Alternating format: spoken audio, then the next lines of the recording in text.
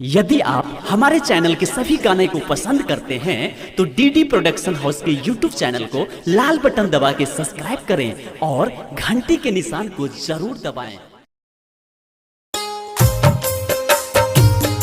Presented by DD production house सक्री।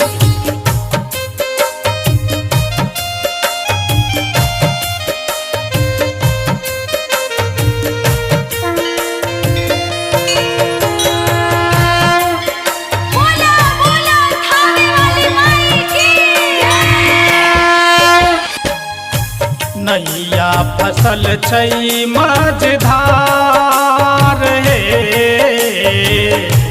नैया फसल छै मझधार। मैया नैया लगा दे बेड़ा पार हे, नैया लगा दे बेड़ा पार।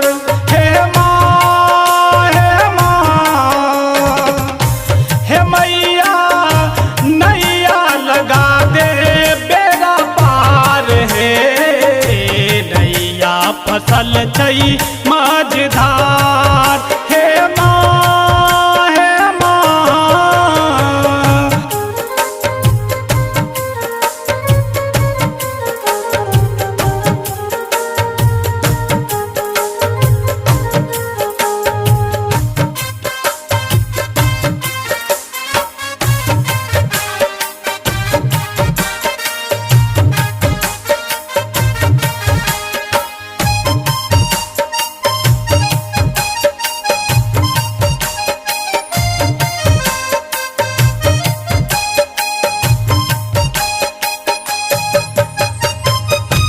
बीच भंवर में नैया डूबल जाइए मैया, भासल जाइए। कुछ न सुझाइए मैया, कुछ न पुराइए मैया, कुछ न पुराइए।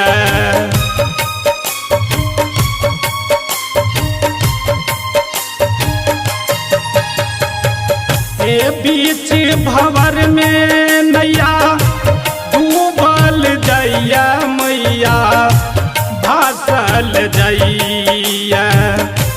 कुछ न सुझाइया मैया, कुछ न पुराइया मैया, कुछ न पुराइया। बोत करियो किनार मैया, नैया फसल छै मझधार हे, नैया लगा दे बेड़ा पार। हे माँ, हे माँ,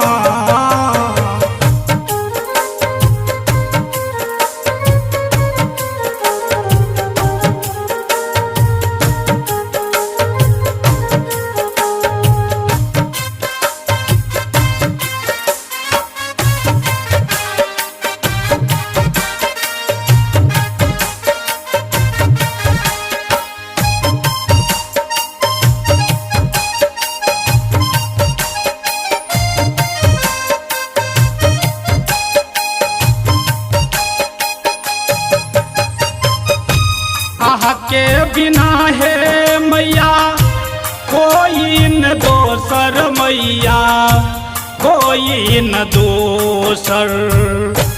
आहान सुनबई मैया, सुनतई के तेसर मैया, सुनतई के तेसर।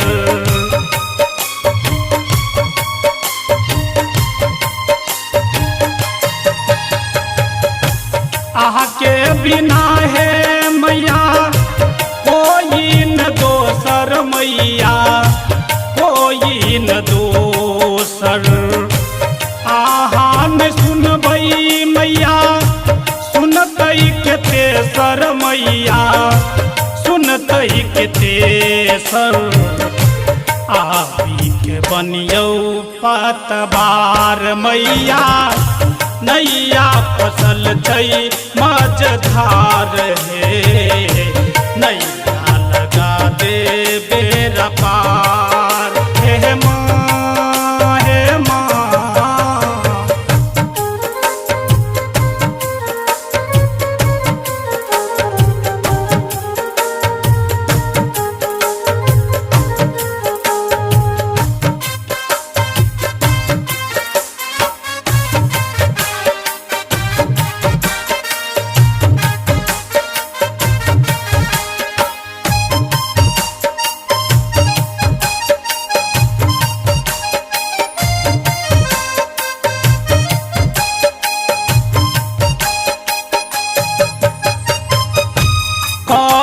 छवि मल मैया आशा चरण के मैया आशा चरण के करी है उजागर मैया एही भजन के मैया एही भजन के